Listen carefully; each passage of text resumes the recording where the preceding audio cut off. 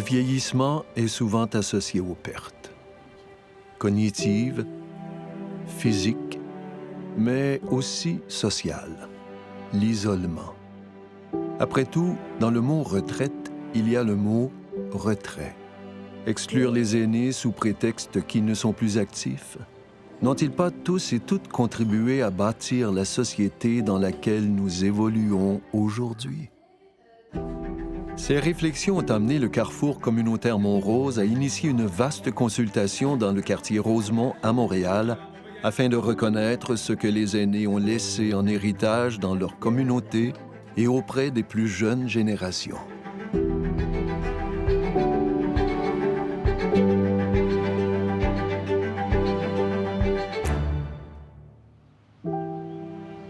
Nous venons tous d'une famille, d'un quartier, d'une communauté.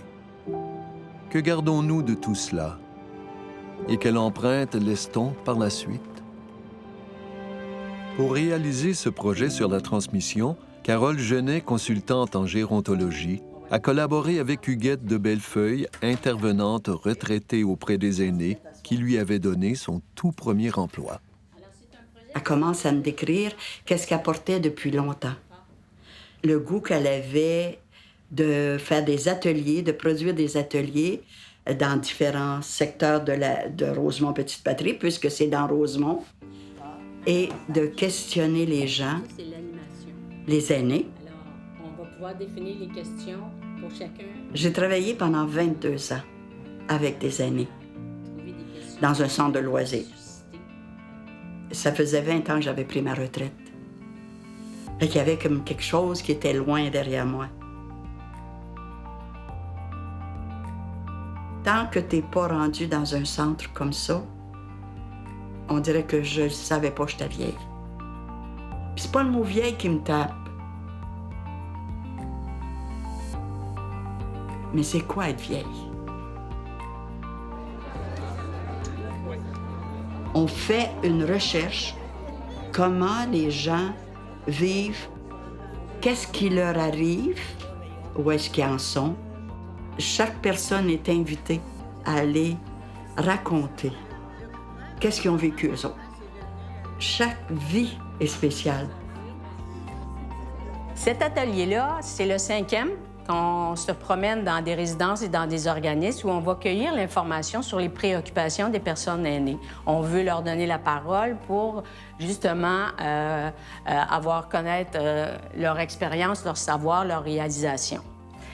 Et en même temps, qu'est-ce qu'ils veulent aussi laisser aux autres générations. C'est ça qu'on va faire aujourd'hui ensemble et on veut laisser des traces, on veut laisser des empreintes. Alors, c'est pour ça qu'on va prendre des notes.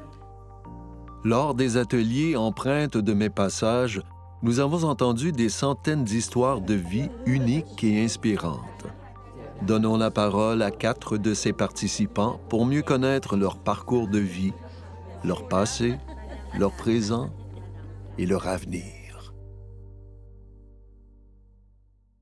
Alors, on s'en va dans nos souvenirs. Alors, la question, ça porte sur les souvenirs. Quel est mon plus beau souvenir, mon souvenir le plus précieux? Cherchez pas trop loin. Laissez aller celui qui vient en premier.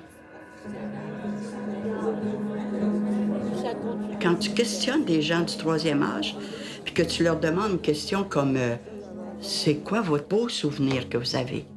Ça a été presque toujours des choses de leur enfance. On était dans un petit village. Un village tranquille où moi j'étais bien, j'étais heureux. Puis nous autres, ce que je me rappelle, c'est qu'on chantait tout le temps, on jouait tout le temps. Il me semble qu'il faisait toujours beau. C'était assez pauvre chez nous, là. Même dans mon enfance, il était un bon bout de temps qu'on n'avait même pas l'eau courante dans la maison. Là, puis il y avait des toilettes dehors, tout ça. Mais moi, on n'a pas rien à comparer, mais j'étais heureux, j'étais bien.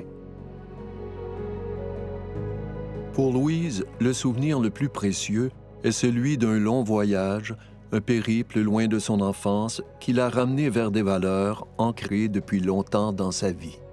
Comme toutes les petites filles du Québec à l'époque, surtout après le passage d'un missionnaire dans nos classes, probablement que plusieurs d'entre nous avons rêvé d'aller en Afrique. C'est quelque chose qui s'est perdu en cours de route. J'ai beaucoup voyagé quand même. Et puis, est arrivée cette opportunité. Je suis partie pour le Cameroun. Et je ne réalisais pas que ça allait être le début de quelque chose. Parce que l'Afrique, dans les semaines et les mois et l'année qui a suivi, est devenue comme un miroir pour moi, dans le sens que pratiquement tout de suite le lendemain ou le surlendemain, il y a eu une fête villageoise, évidemment, parce que tout le monde savait qu'il y a quelqu'un qui arrivait et le moindre prétexte, c'est « on fait une fête ». On fait une fête avec rien, mais c'est grandiose. On a notre corps, on a nos mains, on a quelques tam-tams et c'est tout ce que ça prend pour une fête. Ça me ramenait aussi à la pauvreté que j'ai connue quand j'étais enfant. En même temps, toute la débrouillardise et toute la créativité que ça peut susciter pour survivre, en fait, c'est incroyable.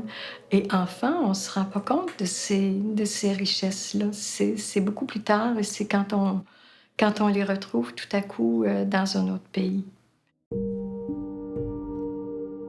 Pour d'autres, comme Marie-Jeanne, l'enfance n'a pas été une période facile.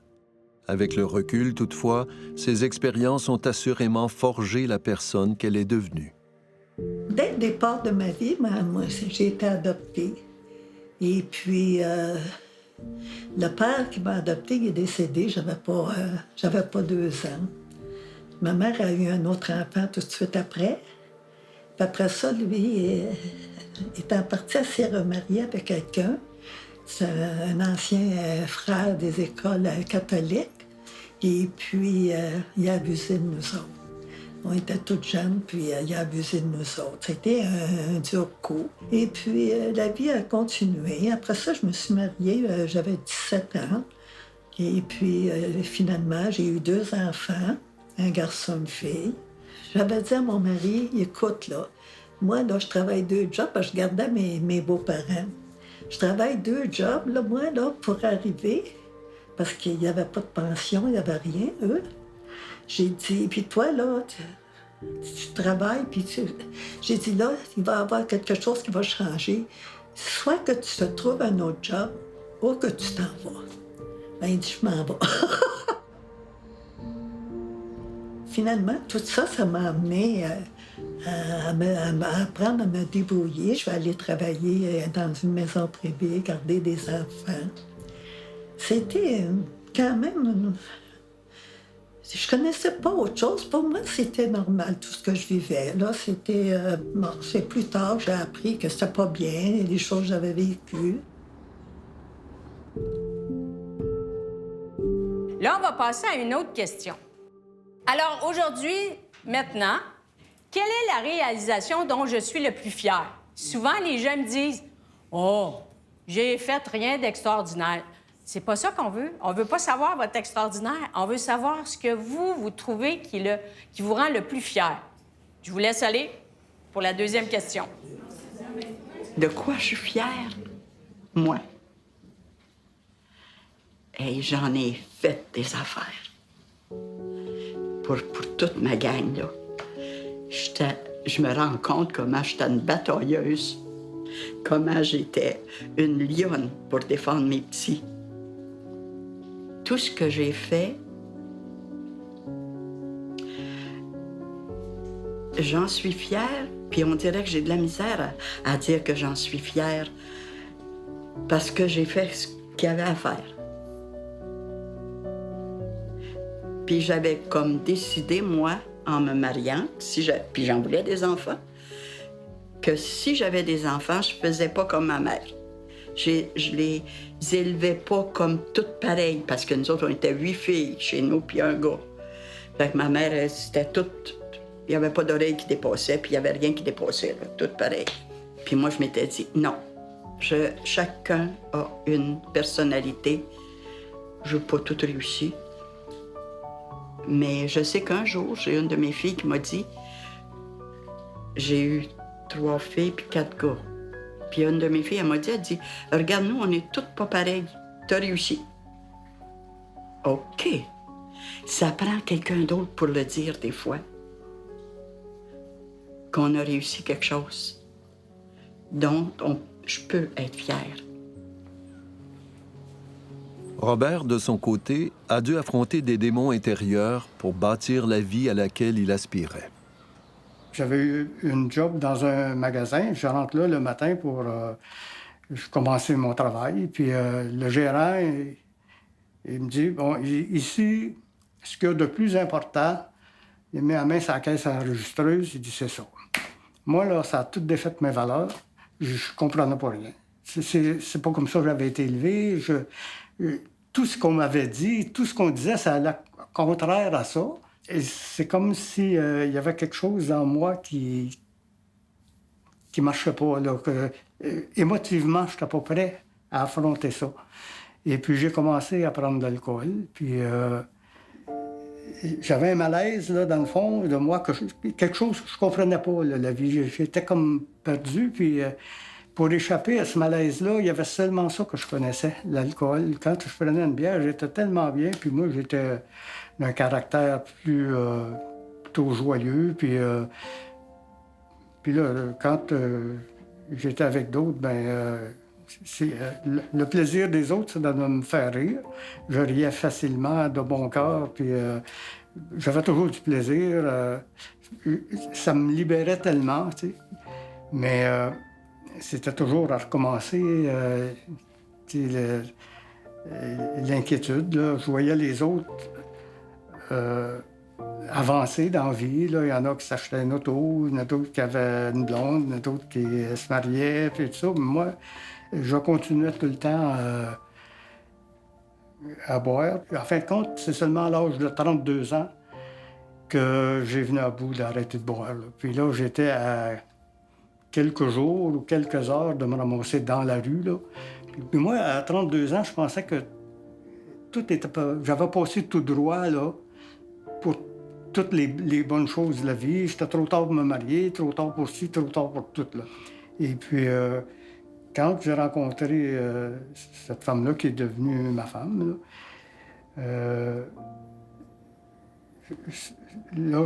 c'est comme si une autre vie a commencé. Marie-Jeanne, quant à elle, a cumulé les emplois non traditionnels pour faire vivre sa famille. J'ai commencé à travailler dans des restaurants. C'était ce qui pouvait me rapporter le plus avec des enfants. Et puis, là, c'était pas quand même encore suffisant. J'ai eu, à un moment donné, un offre de travailler dans un bar. J'ai été serveuse, j'ai été barmaid. Bien, j'aimais ça. Moi, j'aimais le plaisir, là. J'étais parmi du monde le fun. Ça faisait différent. Et puis, à un moment donné, le patron m'a demandé si je voulais être doorwoman. Il dit, moi, je préfère avoir une femme. Parce qu'il dit, ça attire moins les bagarres. Fait que j'ai commencé à travailler là en 62.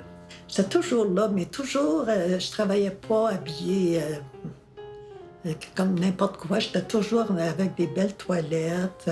J'étais toujours élégante, bien coiffée. Et mon travail à moi, c'était vraiment là, de l'observation. J'étais dans mon travail. J'avais des amis assis avec moi. C'était, mon regard se portait partout. Il fallait que je sépare les gens. Tu sais, je voyais que si j'assois eux autres là, puis les autres là, non, ça va accrocher. Mais je vous dirais, par exemple, une chose qui est assez spéciale. La première journée que j'ai travaillé comme doorwoman, bataille générale dans le club. Là, je savais pas quoi faire. J'écoute, j'ai jamais travaillé comme doorwoman, mais j'avais une chaise, je mets ça dans les airs, puis je savais pas quoi faire avec. J'avais l'intention, j'ai dit ça, on m'attaque, au moins je vais la rabattre. Mais non, c'était entre eux autres, puis j'avais rien à faire. Ça s'est arrêté finalement.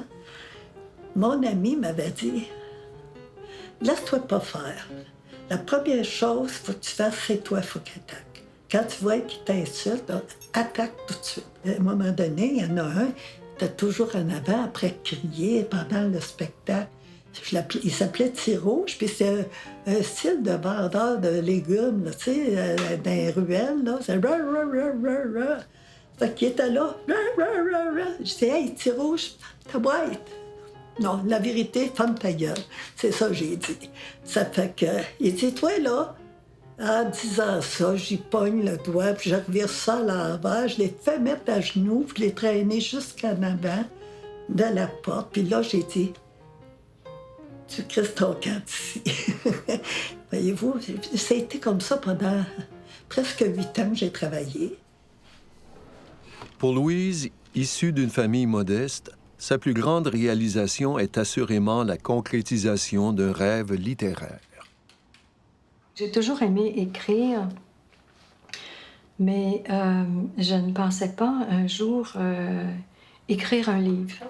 C'était les autres qui pouvaient faire ça. C'était comme quelque part là, parmi les nuages. Et malgré tout, j'en suis venue à en écrire un. Ce qui m'a beaucoup motivée, c'est que à la suite de mon séjour de 2 ans au Cameroun, auprès des peuples de la brousse, quand j'ai quitté, les femmes m'ont fait promettre d'écrire sur elles, sur leur vie, sur l'expérience que j'avais vécue là-bas. Et elles me disaient, il faut qu'elles le sachent, il faut que tu dises, il faut que tu... Et je suis revenue avec donc une promesse dans mes bagages. Le livre se termine par quelque chose qui s'est vraiment passé.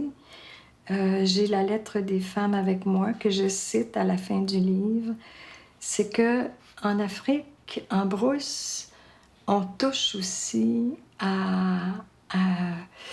comment dire, le bout du bout de l'impuissance, comme ces gens-là. Ils arrivent aussi devant la mort, devant des enfants qui, à la naissance, ou le paludisme. Donc, on a eu recours à l'imaginaire africain. On a transcendé. Et comme, pour le moment, il n'y a pas encore les échanges comme ça devrait être, on a établi, avant de partir, un pont de lumière pour faire circuler au moins nos pensées d'échange, nos pensées de justice. C'est étonnant pour certaines personnes ici que mon livre se termine comme ça, mais pour la femme africaine, un pont de lumière, c'est quelque chose qui existe. Je me dis peut-être ici qu'un jour, j'oserai faire un petit groupe de personnes, puis dire on peut-tu écrire, puis mais faire quelque chose là, qui est de l'ordre d'entrer à l'intérieur de soi, puis regarder, pas avoir peur de parler de la mort, mais parler de tout ça avec des gens de mon âge, c'est pas si facile. On aime mieux pas voir ça. Puis parce que ça me fait rien, moi.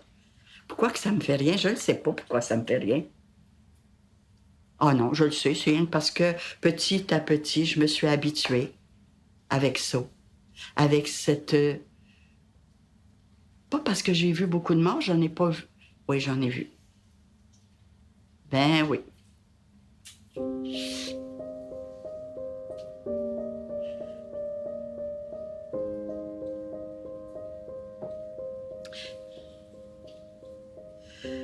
Pfiou.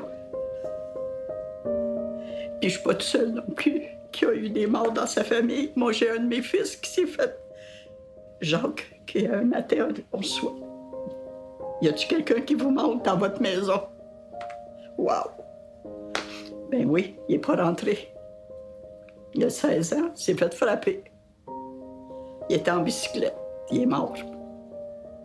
Pfiou! À peu près comme quand j'étais petite, quand il tuait des bœufs, il leur donnait un coup de masse dans le front.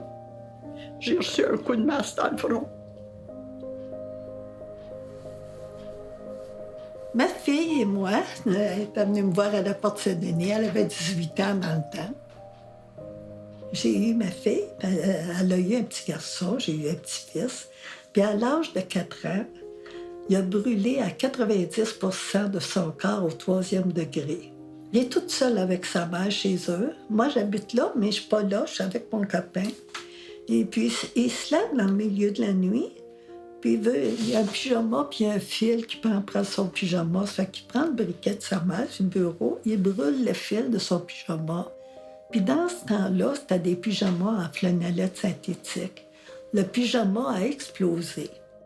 Et puis, c'était une flamme incroyable. Là, ma fille s'est réveillée quand elle l'a entendu, puis elle a vu juste ça, une flamme. L'idée qu'elle a eue, ça a été de l'abrier, puis elle l'a rentré dans la douche. Ma fille avait 2 mains brûlées, mais le petit était tout brûlé, tout son corps. Il était 1 an à l'hôpital. Il y a eu à peu près 36 opérations. Il y avait la lèvre décrochée, les oreilles. Ici, c'est ma fille.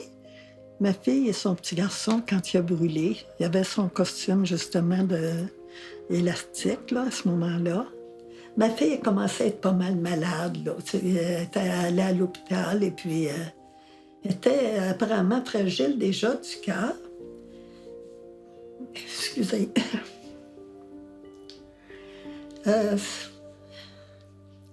Ça lui a fait tellement de peine à un moment donné. Je vous dirais, le petit a tombé dans le coma, là, puis le docteur est venu, puis a dit, laissez-les partir, cet enfant-là, il a tellement souffert. Brûlé 90 degrés, là, c'est tout le corps, sauf grand même dans le dos.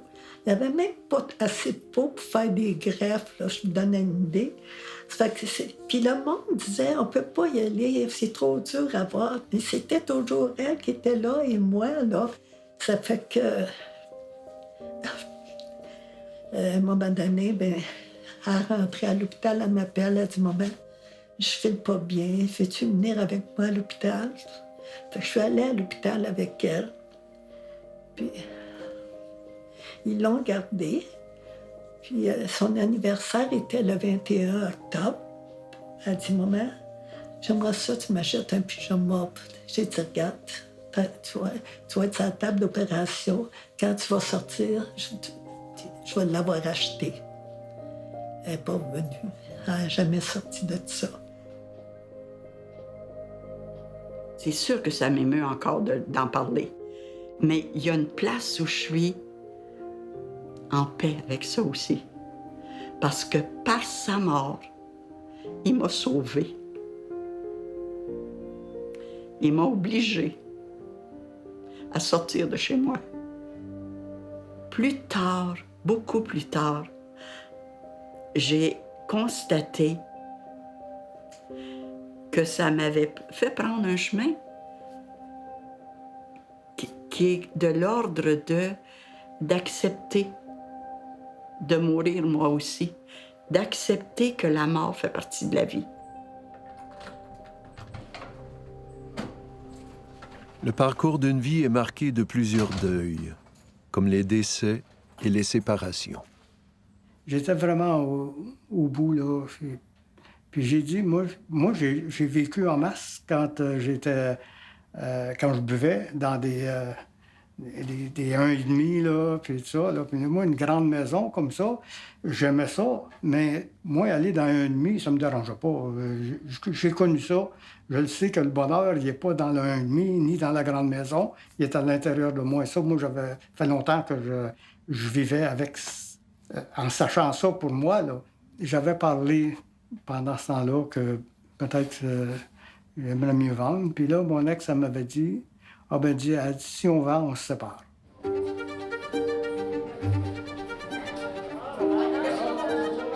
Robert a par la suite emménagé à Montréal où il s'est créé de nouvelles amitiés au carrefour Montrose.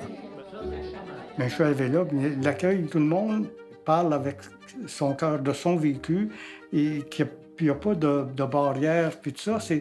On a plus l'impression d'être avec un être humain quand on parle comme ça que quand on joue aux cartes. Quand quelqu'un va parler de lui, là, ça nous incite aller à l'intérieur. Il me semble qu'on voit un être humain, on ne voit pas la façade d'un être humain. J'ai été écouté quand j'ai eu besoin. Les premiers temps, là, j'avais besoin quand même. Là, j'étais pas mal à fleur de peau. Je me rendais pas compte jusqu'à quel point, là, même qu'une fois, je me promenais sur la rue Masson. Puis une journée, je pense la première ou deuxième semaine que j'étais ici, il y avait un jeune homme. Puis il me regarde et il dit « Pourquoi cette grande tristesse? » Mon Dieu, ça m'a touché au cœur, là. Je n'oublierai jamais ça. Je ne réalisais pas jusqu'à quel point j'avais de la tristesse, puis ça m'a fait accepter que ce n'était pas négatif d'avoir de la tristesse, puisqu'une personne me dit ça avec tant de gentillesse. En tout cas, des choses comme ça, là, ça m'a fait, on dirait, avoir confiance en l'être humain, de me sentir bien avec des êtres humains, à vouloir donner quelque chose, parce que je trouvais que je recevais tellement.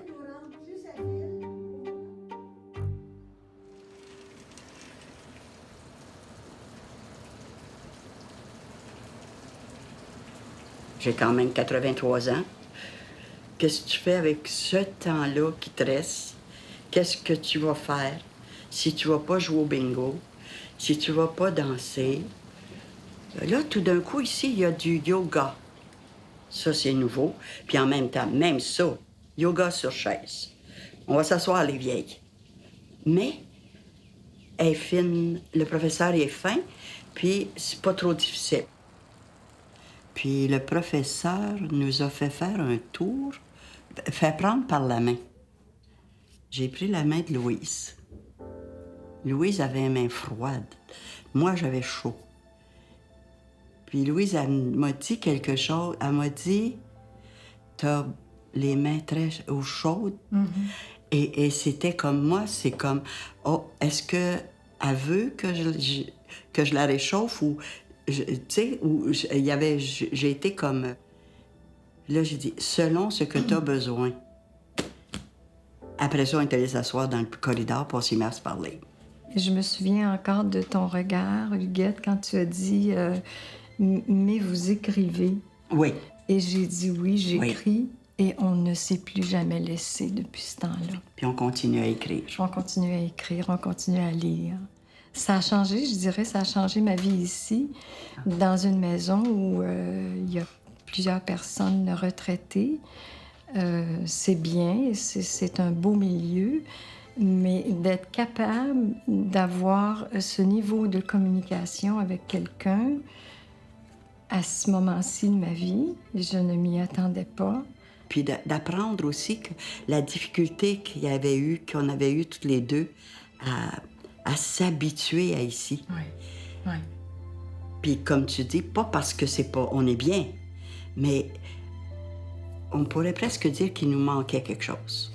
Oui, parce que quand on arrive dans une maison comme ici, avec tout ce qu'on entend, les préjugés, etc., je dirais que la première année, 18 mois, même si on est en groupe, on vit quand même un isolement quelque part.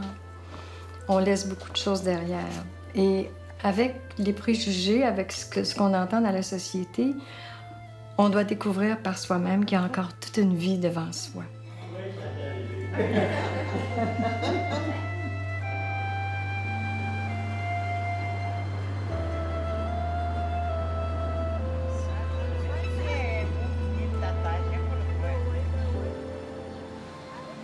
J'ai la chance d'avoir un jardin.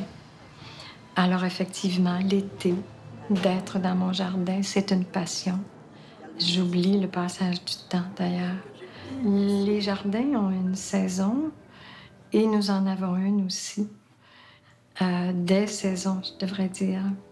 Je m'en vais quand même vers la saison finale, si on peut dire. À un moment donné, je ne sais pas quand, mais j'ai 76 ans. Alors, je regarde mon jardin et j'espère que je vais pouvoir m'abandonner autant que lui. Quand j'étais petite, là, mon père, une fois, là, il avait semé du sarrasin, puis il était en fleurs, le sarrasin, puis Et là, il était après le rentrée dentaire, puis je trouvais que c'était de valeur de perdre les belles fleurs. Puis il m'a dit, j'avais pas compris, j'avais 8 ans à peu près. Il m'a dit, c'est pour régénérer la terre. Régénérer. C'est peut-être ça, la vie.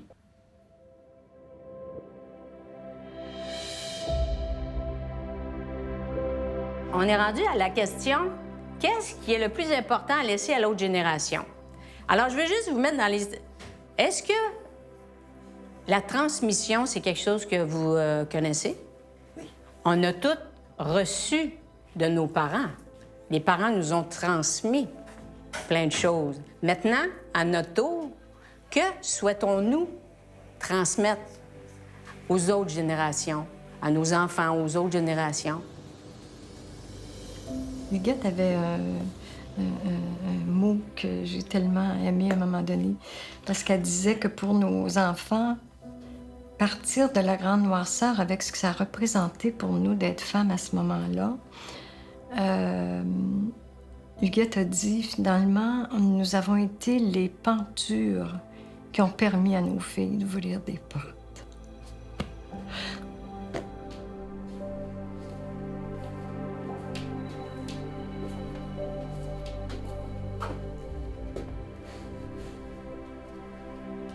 J'ai dans ma chambre 3 caisses de photos. Si je sors ça, là, j'ai de la job pour longtemps. Parce que j'ai décidé que chaque photo, il y aurait des petits mots à côté. J'ai mis ça sur la table, puis j'ai fait les brassées, les ôtés, et tout d'un coup, elle est assez contente. Ils sont tous là. Il va falloir que je déleste aussi, puis que je... Oh, ça, c'est pas facile. Laquelle que je garde, puis pourquoi je la garde. Qu'est-ce que je vais faire avec? Et ça intéresse-tu les gens qui sont derrière moi, qui me suivent, là? Je le sais pas. Puis le travail qu'on a fait avec l'empreinte, là, c'est quelle empreinte je laisse? Bien, c'est ça. C'est ça, mon empreinte à moi. Qu'est-ce que je vais laisser aux autres? Bien, premièrement, l'image d'une personne qui part de rien puis qui peut s'en sortir. D'où vient cette résilience-là? Moi, je pense que ça vient justement de ma naissance, de l'abandon que j'ai reçu.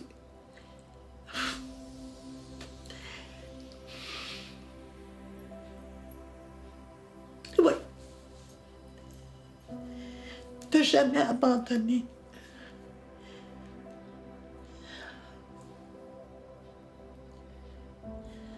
En étant abandonnée puis rejetée souvent, c'était...